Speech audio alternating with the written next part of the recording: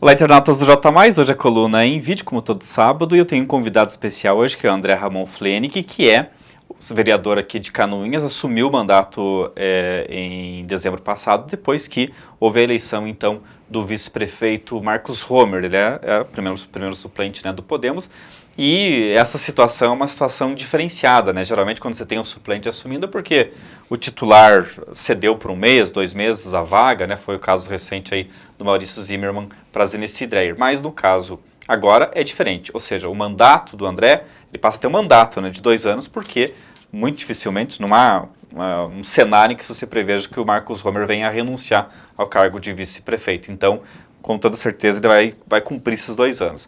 E a primeira pergunta que eu faço é justamente isso, André. Lá em 2020, quando você ficou como suplente, esperava 2 anos de mandato? Seja bem-vindo, obrigado por ter aceitado o convite. Obrigado, Ednei. Olá, internautas do J+. Olha, não esperava. A minha vida estava seguindo outros rumos. Eu comecei um mestrado em administração para complementar a minha formação. Estava me dedicando à carreira acadêmica. E quando aconteceu o fatídico dia, né, da prisão, me passou por um segundo. Será que eu vou acabar tendo que assumir, sendo todos esses compromissos agora de mestrado? E, como disse, eu tive 420 votos, uma votação considerável naquele momento. E eu pensei, eu tenho que honrar agora esses 420 votos e toda a população que vai ter uma expectativa. E no desenrolar da carruagem, veio as eleições suplementares e um dia, um pouco antes de fechar as candidaturas, conversei com o vice-prefeito Marcos Romer e ele foi bem enfático. André, se prepara que nós vamos ganhar. E foi o que aconteceu. Ganharam e eu estou aqui honrando aquele trabalho feito pelo quarteto, né, tentando dar continuidade, assim, dentro de um novo contexto, numa nova realidade, para levar Canoinhas agora num novo patamar, um patamar de renascimento depois que tudo que aconteceu com esse arrombamento que aconteceu com a nossa cidade, que está basicamente destruída estruturalmente, moralmente, e nós temos 2 anos para virar a página e dar um novo caminho para a nossa cidade. Acho que o senhor é um dos vereadores que mais tem feito requerimentos e indicações, né? São assuntos bastante pertinentes pelo que eu tenho acompanhado. Mas tem sido atendido? Tem. Uma das felicidades, assim, na verdade, uma preocupação que eu tinha antes de ser vereador. Qual é o meu poder como vereador? A gente sabe que a função principal do vereador é fiscalizar. Mas eu tenho feito as indicações, que são as coisas que as pessoas me mandam pelas redes sociais, pelo Instagram, WhatsApp, Facebook. E assim, o que é medido, se eu consigo resolver ali por WhatsApp, mandando para a secretaria, para uma forma informal, para a gente agilizar, eu já mando. Às vezes eu faço a indicação para ter uma formalidade, alguma coisa mais complexa que necessita uma atenção maior, eu opto pela indicação. Mas a indicação eu digo que é a ponta do iceberg de tudo que eu ando fazendo nos últimos dias. Além de minhas outras funções profissionais que eu tenho, né? Tenho dedicado um bom tempo como vereador e a maior parte desse tempo é recebendo as demandas, principalmente via as redes sociais, que é onde eu tenho mais facilidade. Eu não tenho tanta disponibilidade de viajar que nem sabemos que Canoinhas territorialmente é gigante. Até às vezes o interior vai para o Alto Pinheiros, como eu recebi uma demanda esses dias, eu conheci lá na minha infância, de tão distante que é. Então, através das imagens, já mandei ali para o pessoal da Secretaria de Obras, às vezes já me mandam um cronograma, é possível, não é, a gente formaliza. E eu tenho sido atendido sim, Ednei. Tenho sido atendido assim, se às vezes não tem como fazer no momento. Nós estamos com uma dificuldade material, principalmente a tal da massa quente, que é um problema que nós temos no nosso lado. Mas a resposta dos entes, das secretarias, me dão um cronograma, eles me dão, tem coisa que não dá para fazer, tem coisa que tem questões judiciais, como a rua Frederico Kohler, no Campo da Água Verde, que está com bueiro aberto, está com sinalização, não é a preferência correta, não tem a pintura de estacionamento, mas tem um problema judicial ali que a prefeitura não pode mexer. Então tem algumas coisas ali que dentro da possível a prefeitura vem fazendo, mas eles sempre me dão um retorno. Dá para fazer? Não dá para fazer? Temos um cronograma, ou faz na hora, que nem tive uma solicitação agora na rua Pastor Jorge Weger, perto da igreja luterana, que tinha uma cratera se abrindo ali.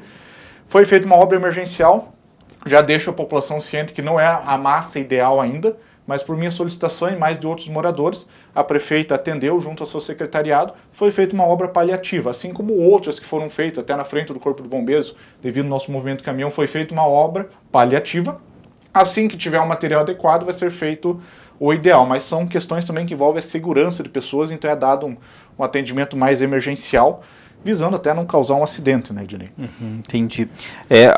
Geralmente, quando você fala em atender indicação, é voltado aí para a área da infraestrutura do município, ou seja, conserto de ruas, arrumação de ruas, né?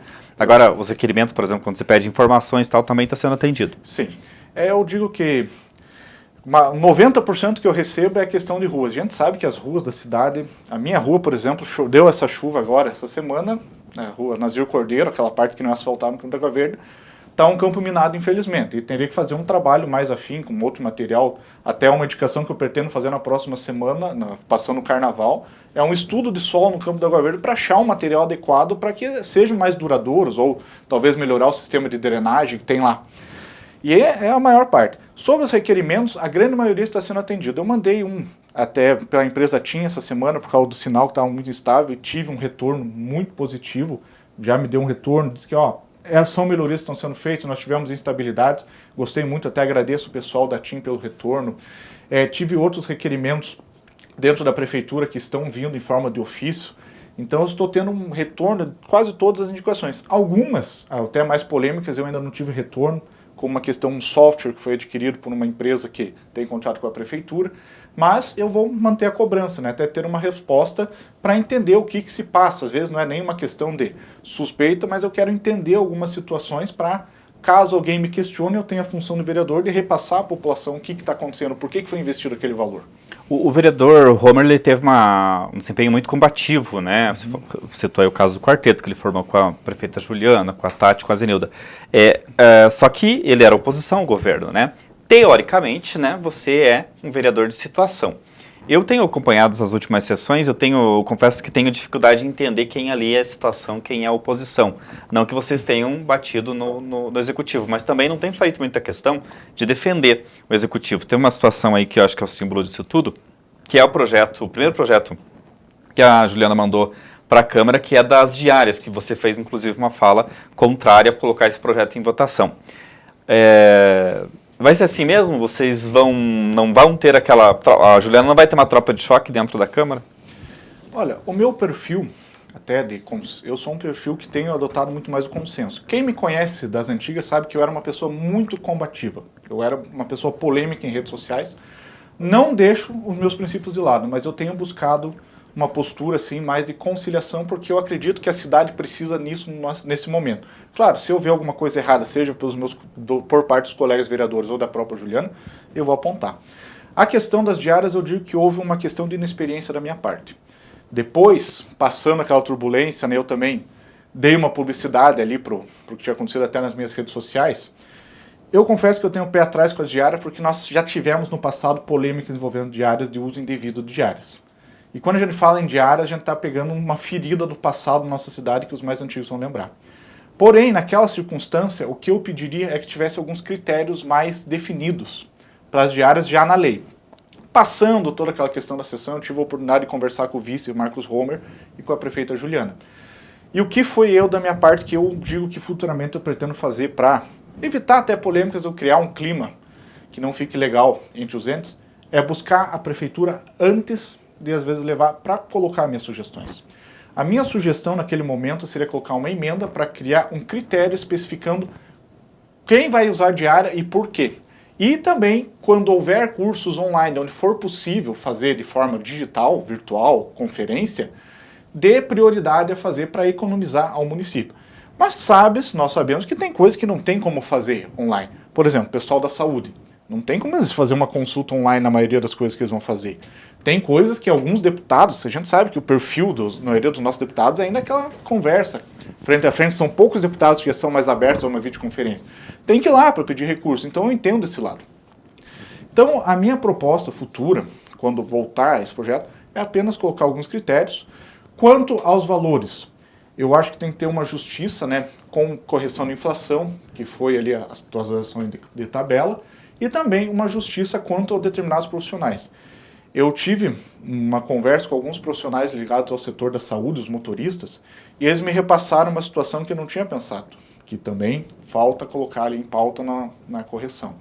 De fazer um projeto específico para eles, conforme a distância, conforme o município que eles vão, porque eles viajam quase diariamente. Então a diária, é uma forma de compensar todas as despesas pessoais que eles têm, a alimentação que eles têm fora, porque um dia eles estão em Florianópolis, outro dia em Joinville, a gente sabe que o nosso sistema de saúde demanda de viagens, né, Ednei? Então tem que ter uma justiça, talvez, setorial dentro do projeto de lei. Acho que aí você atacou o grande problema da diária, né, Flane, que é a desvirtuação que teve a diária, né?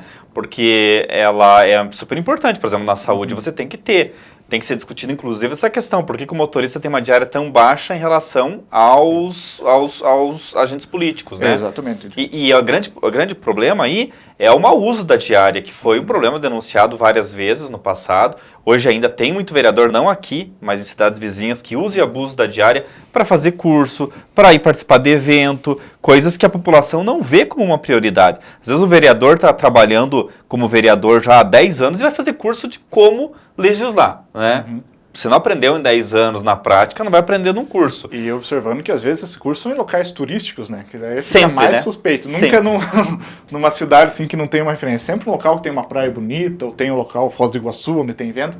Então isso já tem um histórico, claro, já faz mais de 10 anos.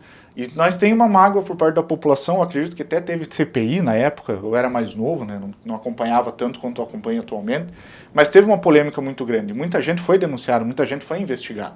Em 2009 nós fizemos uma denúncia no Correio do Norte, né, na época, no jornal Correio do Norte, que tinha vereador que tinha feito 3 vezes o mesmo curso no mesmo ano, né, recebido 3 vezes pelo mesmo curso no mesmo ano, tinha o famoso vereador do Camarão, tudo isso foi lá em 2009, acabou o processo se perdendo, até hoje não houve nenhuma punição efetiva.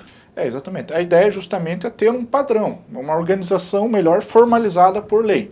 O projeto de lei ali da questão das diárias não ia passar também por outros motivos, porque ele envolvia vereadores. Então, naquele momento até, eu preferi, eu vou tomar frente, já que eu disse que eu tinha que fazer uma emenda, eu vou pedir para tirar. Mas não foi algo contra a prefeita, porque até onde eu vim não foi uma... Ela também recebeu uma pressão externa, né, para colocar aquele projeto em pauta. Então, a questão do meu erro foi não ter conversado antes, para alinhar todos os pontos e na hora já chegar com tudo resolvido. Mas você não respondeu a minha pergunta. O que vai ter base da Juliana na Câmara? Porque eu não consigo identificar essa base por enquanto. Sim, está tendo base. Quem é essa base?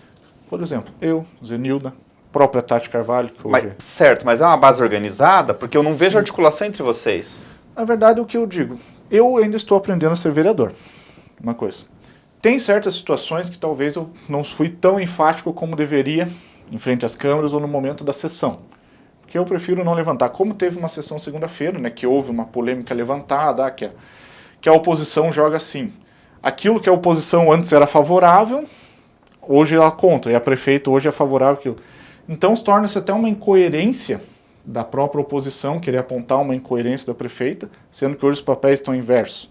Então nós temos que ter esse papel, primeiro de conciliar, porque a política, sabe, né, é pisar em ovos. Eu não entrei na política para comprar brigas que não são necessárias. Eu entrei para comprar brigas que realmente possam agregar para o nosso município. E essas brigas necessárias não quero entrar nas questões pessoais. E eu estou vendo, por parte dos meus colegas, fica a dica, meus colegas, vamos esquecer a parte pessoal, gente. Eu sei que existe uma mágoa por parte dos vereadores com a prefeita Juliana. Existe. Vocês apanharam muito dela quanto vereadora, agora estão batendo da mesma forma.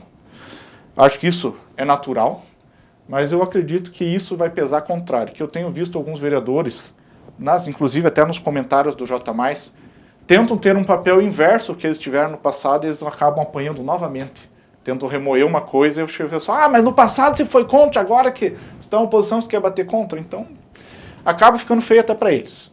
Então, se eles Eles mesmos emulam uma coisa que deveria ficar no passado para eles. Então eu digo como vereador novato, como estou chegando, talvez idealista, fora porque eu percebo que um grande defeito meu é que eu não tenho tanta malícia política quanto tem alguns outros, até ex-vereadores, ex-candidatos que nós tivemos aqui. Mas eu tenho um objetivo que é ajudar a cidade. E eu acredito que os vereadores, pelo que eu tenho notado hoje, todos têm um objetivo comum de deixar sua marca positiva para a cidade, principalmente os que estavam na oposição e acabaram, de certa forma, envolvidos com nome, né? Não judicialmente, criminalmente, mas a imagem deles acabou sendo vinculada ao governo corrupto que nós tivemos no passado. E eu vejo que esses podem e devem ter o papel de fiscalizador, mas uma fiscalização propositiva. Eu tenho um mandamento que eu trago do quartel para a vida. Eu tive um comandante que eu levo, não vou citar o nome, né, por questão de respeito, né, e até mesmo a hierarquia, mas ele falava assim, ó, se for me trazer o problema, já me traga a solução. E uma solução viável, não vem viajar. E eu fiquei com aquilo gravado na minha cabeça. Nossa, eu posso apontar um problema. E eu fui no passado, por isso que eu também mudei a postura. Eu era muito, tá errado isso, mas a rua tem buraco, a saúde não funciona. Tá, mas o que eu vou fazer para solucionar isso? Então eu tenho que ter uma solução melhor. Eu acredito que se a oposição trabalhar nessa linha, vai ter mais consenso. Então, Ednei, voltando à questão, não espere de mim alguém que vai bater, comprar uma briga assim gigante. Vou defender a posição da prefeita sempre que possível, de uma maneira educada. Vou respeitar os colegas, continuo respeitando. Gostei da postura dos colegas, algumas pessoas que eu não conhecia ali. Eu tinha uma imagem de fora negativa, hoje eu tenho uma imagem melhor. Porque eu vejo que eles têm pelo menos uma... Eles conhecem, sabem as demandas, eles estão tentando achar um caminho e muita gente está tentando se reerguer de uma forma correta, principalmente depois de tudo que aconteceu. Joia. Você é da área da educação também, né, André? O que como vereador, você pode propor? Esse é um setor tão delicado, né, que sempre precisa de alguma coisa para tentar melhorar, né? Eu falo, Ednei, que eu tenho 4 bandeiras. A educação é uma delas. O esporte, que não aparenta hoje, mas eu já fui na área do esporte. O câmera que está aqui atrás também foi atleta comigo. Hoje não temos muito o porte físico. A defesa civil, pelo meu vínculo ao Corpo de Bombeiros. E a tecnologia. E o meu primeiro projeto de lei, que vai agora em pauta, é juntando a área de tecnologia e da educação. Eu morei a maior parte da minha vida em Canoinhas, mas eu tive uma oportunidade de morar em Blumenau. E lá eu fiz parte de um projeto chamado Entra 21. Este projeto é um projeto que tinha um contexto de dar bolsas de estudos na área de desenvolvimento de software para jovens que tivessem interesse em aprender programação. Eram feitas provas de lógica, eram bastante concorridas, e eu tive a oportunidade de aprender a linguagem C# na época. E eu sempre tive, quando eu voltar para Canoinhas, eu quero levar isso para Canoinhas. Hoje, como vereador, eu estou trazendo um pouco desse primeiro projeto de lei. Fiz um estudo de viabilidade, analisei a BNCC, estou buscando já parcerias para não onerar o município, para se tornar economicamente viável. Assim como outros projetos visando o ensino superior, nós temos na lei orgânica algumas previsões de bolsa que eu estou, até um dos primeiros requerimentos que eu fui a saber para onde está indo o dinheiro, que fala na lei orgânica para bolsas de estudo e ensino superior, sendo que nós temos diversas instituições de qualidade no nosso município, então acredito que tem que ser democrático, todas as instituições e os alunos podem ter a oportunidade.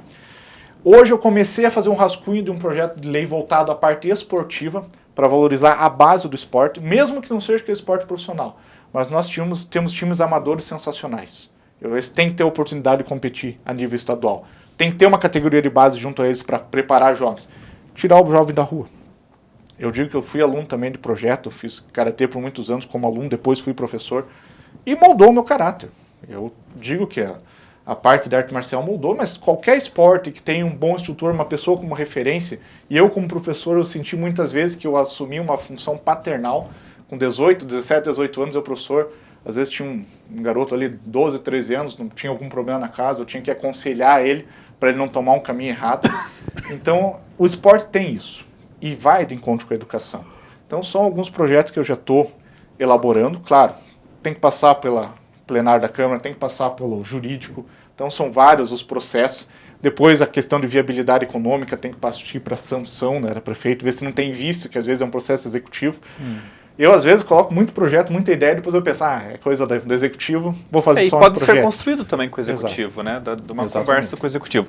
André, a gente falou ali da surpresa de você, né, assumir esses 2 anos, mas a gente não pode esquecer que esse teu mandato ele é fruto de uma operação do Ministério Público que começou lá, né, anos atrás, através da Pater Filium, que prendeu o prefeito e o vice.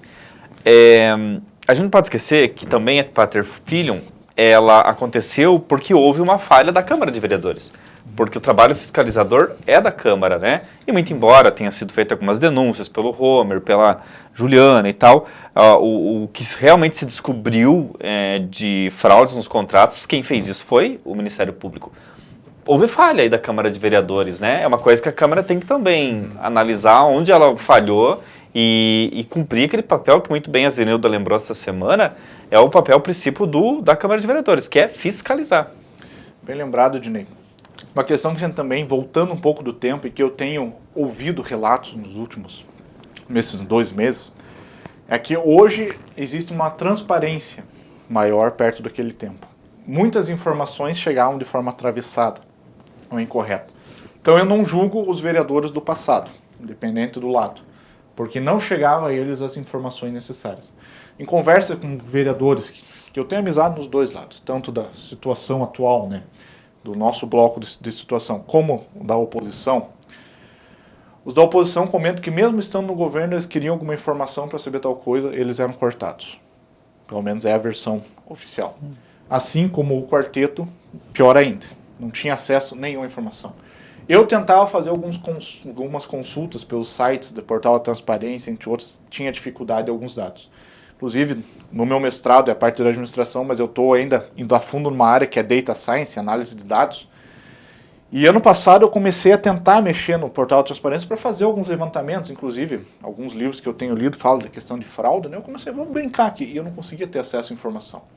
Era muito restrito. Hoje eu já notei até essa questão das diárias, uma questão que a Juliana prisou e que nunca teve, que antigamente como era que é feito era um aumento das diárias, era por decreto, não passava pela Câmara, era um canetaço do Beto Passos. Agora a prefeita, não, vou fazer uma tabela, nunca falava-se nem a tabela dos valores, era somente o percentual ali de correção por inflação. Chegou na Câmara com a tabela, chegou com os valores, né, corretos, e foi para a Câmara, que é o mais importante. E além disso teve publicidade, porque a hora que eu estava lá na Câmara eu recebi várias mensagens de WhatsApp com print sobre essa lei.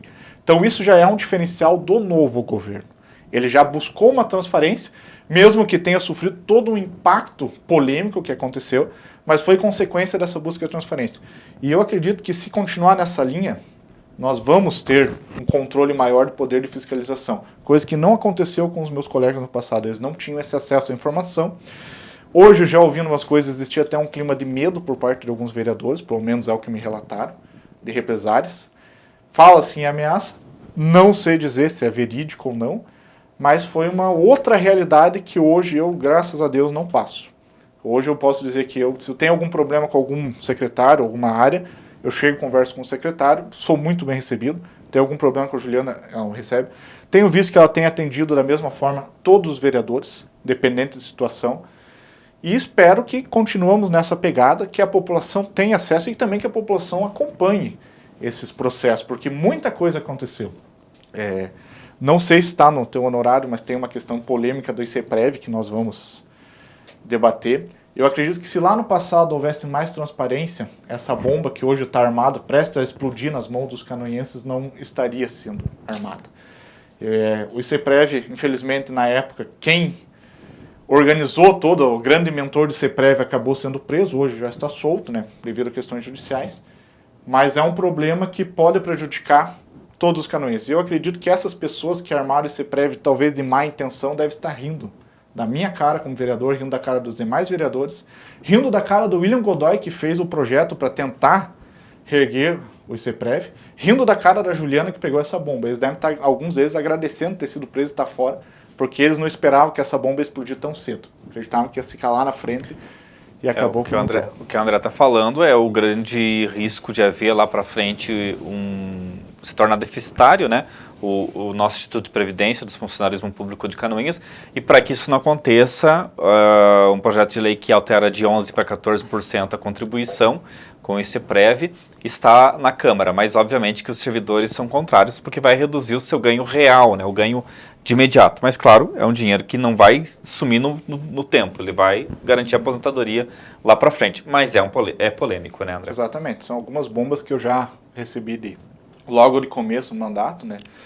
Eu, voltando a essa questão de ICPREV, se eu pudesse voltar naquele tempo com a consciência um pouco do que eu vejo hoje, eu ia propor nunca ter feito o ICPREV, talvez uma previdência privada, ou uma cooperativa de crédito, algum outro modelo que desse uma renda um pouco melhor aos funcionários públicos, mas esse é um modelo que infelizmente deu errado e toda a população de Canoinhas pode acabar pagando por um erro que aconteceu lá em 2016 por pessoas que foram presas e hoje... Quando você fala erro, você fala do percentual que já deveria ter sido mais alto naquele período ou você vê outra coisa? Não, a própria criação do Instituto. Não deveria existir? Não deveria.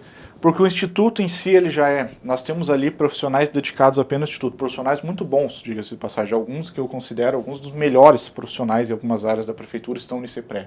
Poderiam ser direcionados a outros setores do Poder Público Municipal. O ICEPREV em si tem a questão de demanda, ele é um risco a ser tomado. Tem esse valor que está sendo aumentado. Então, é um problema que aconteceu. Não houve um teto do ICEPREV, eles colocaram valores ali baseados conforme ao último valor da aposentadoria, o último valor antes de se aposentar, o salário. Então não houve um teto, não houve uma organização, e agora muita gente, principalmente os nossos professores aposentados, e diga-se de passagem, tem uma renda boa, eles podem acabar perdendo boa parte dessa renda por conta desse, digamos, sendo bem enfático, eu vejo o ICEPREV como um esquema de pirâmide, muito similar ao que acontece no esquema de pirâmide.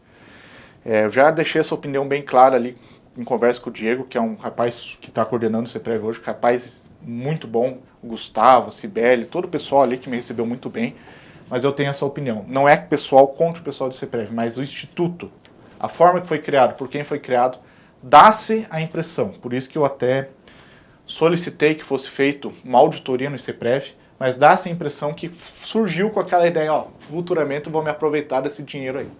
Infelizmente é essa a visão que eu tenho do ICEPREV, e se eu pudesse voltar no tempo, eu dissolveria o ICEPREV, não deixaria acontecer, ou futuramente, se for possível, um estudo para dissolver e voltar para outros regimes de previdência. E ali realmente vai depender da Câmara, até dentro do seu papel fiscalizador, entender o que está acontecendo, porque o Ministério Público está com tanta demanda, só do que já está investigando, né, do que agora tem a Operação Mensageiro, que ainda está nas mãos do Ministério Público. A Justiça também está soberbada por conta dos processos que já estão lá, da Itupater Filho, que até agora não foram julgados.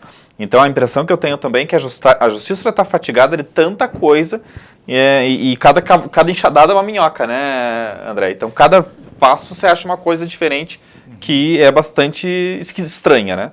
Exatamente. Tem muitas coisas que eu comecei a olhar alguns contratos da Prefeitura, a gente começa a desconfiar. Claro, muitas coisas, eu não sou especializado em determinadas áreas, então eu primeiro procuro me informar com alguém da área.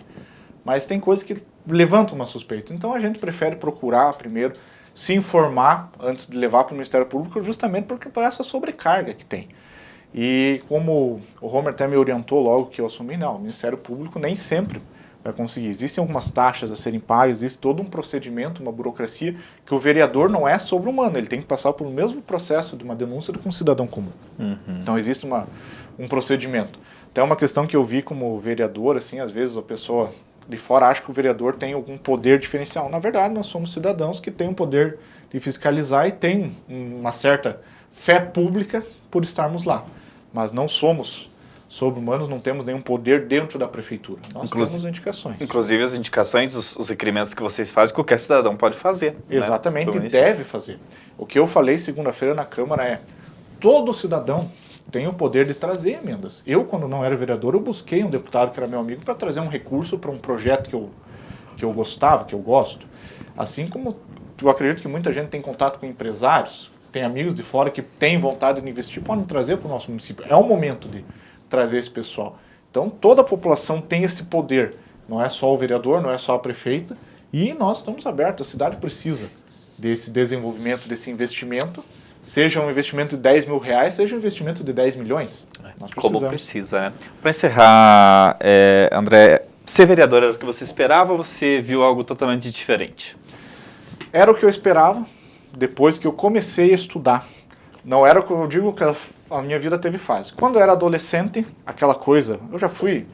Quem me conhece lembra que eu até já fui ligado, sou de direita, tenho uma admiração pelo ex-presidente Bolsonaro, foi ele que talvez me propulsionou mais na política, o fato de eu ter apoiado ele, mas eu comecei minha vida política em movimentos de esquerda, movimento estudantil, comunista daqueles, fui da União da Juventude Socialista, lá em Blumenau, e eu tinha uma imagem de vereador bastante revolucionária, como for vereador eu vou demolir tudo a cidade, vou começar do zero. E hoje não, a imagem depois de anos de estudo, conhecendo o sistema como funciona, era o papel fiscalizador. Acompanhei um pouco do trabalho, da trajetória do Homer, já via isso como vereador dele. É o que eu esperava já depois de ter a maturidade do que é o vereador. As coisas que eu já imaginava que eu iria receber, claro, pessoal pedindo cascalho, sempre vai ter, pessoal pedindo dentadura, infelizmente tem. Está muito afora do que o vereador pode fazer. Mas eu digo que 90% para mais do que eu recebo são coisas pertinentes, que é o direito do cidadão. São coisas que o Estado deveria garantir e por incompetência de alguma das partes não está vindo, no caso de algum dos entes estatais. E nós, como vereadores, temos que ir atrás do governo, do Estado, dizer, ó, é a nossa obrigação como Estado, nós temos que atender a demanda daquela população. Então isso, como vereador, eu estou sentindo que estou sendo atendido pelos entes estatais, pelo poder privado, sempre quando solicitado, e era realmente o que eu esperava depois do nível de maturidade que eu acredito ter hoje.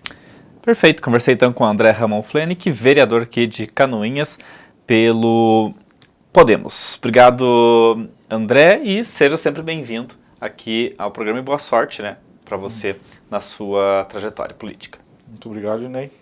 Até a próxima.